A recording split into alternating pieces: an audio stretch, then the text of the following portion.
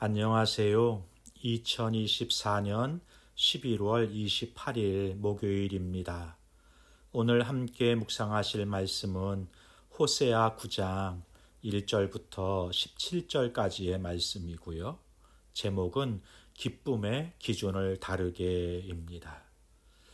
호세아 9장은 추수 때 아마도 가을 농작물을 거두고 드리는 초막절 절기 때 선포된 말씀이라고 볼 수 있겠습니다. 추수 때는 축제의 날이잖아요. 모두가 함께 즐기고 기쁨을 나누는 절기죠. 그런데 호세아 9장에서는 기뻐하지 말라, 뛰놀지 말라 말씀하시네요. 출애굽기에서는 추수 때 기뻐하라 말씀하시고 데살로니가 전서에서도 항상 기뻐하라, 쉬지 말고 기도하라, 범사에 감사하라. 이것이 그리스도 예수 안에서 너희를 향하신 하나님의 뜻이다 말씀하셨잖아요. 그런데 왜 그것도 추수 때 기뻐 뛰지 말라고 하셨을까요?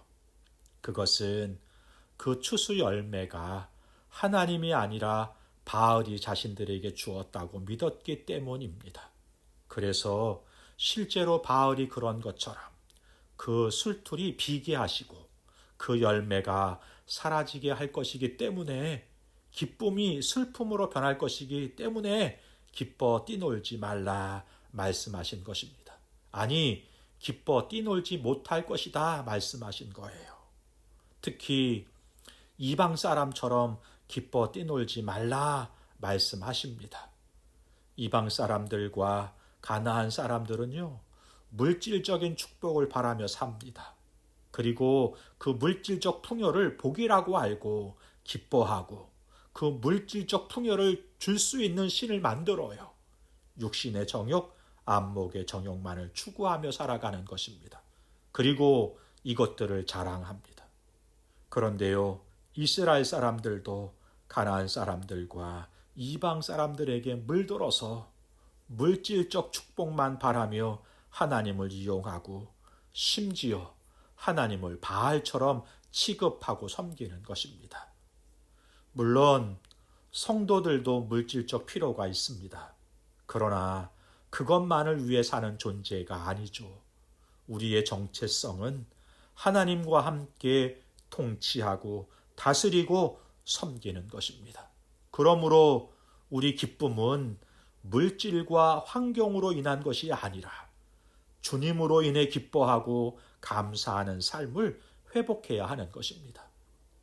또한 이방 사람처럼 뛰놀지 말라고 말씀하시는 것은 이방인들처럼 절제 없이 방향 없이 기뻐하지 말라고 말씀하시는 거예요. 감정에 휘둘리고 분위기에 휘둘리면 안 됩니다. 육체적 욕망에 치우쳐서 창조의 질서와 공공의 선을 넘어서도 안 되는 것입니다. 힘이 있다고, 돈이 있다고 자기 마음대로 행동하면 안 되는 것이죠. 청지기 의식을 가지고 자신에게 주어진 것들로 선을 이루고 하나님께 영광된 삶을 살아야 하는 것입니다. 결국 이스라엘은 여호와의 땅에서 거주하지 못하고 애굽으로 아수르로 도망가고 잡혀가게 될 것이다 말씀합니다. 여기 여호와의 땅, 이것은 이스라엘이 소유했다고 생각하는 땅이 이스라엘 거가 아니라 하나님 거라는 것을 분명하게 하시는 거예요. 우리는 청지기입니다. 우리에게 주어진 것은 모두 주님 겁니다. 우리의 수고와 노력으로 이루었다고 착각하고 교만하지 마시기 바래요. 그 수고도 노력할 힘과 건강까지도 다 주님께서 허락해 주신 것이죠. 은혜로 알고 겸손하게 주의 뜻을 받들어 맡기신 뜻에 합당하게 충성해가는 성도 되기를 바랍니다.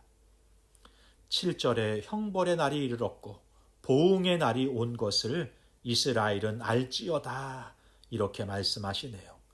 형벌의 날이 이르렀다. 완료형으로 기록되어 있죠. 돌이킬 수 없다는 말씀인 거고요. 이미 심판이 시작되었다는 말씀인 거예요.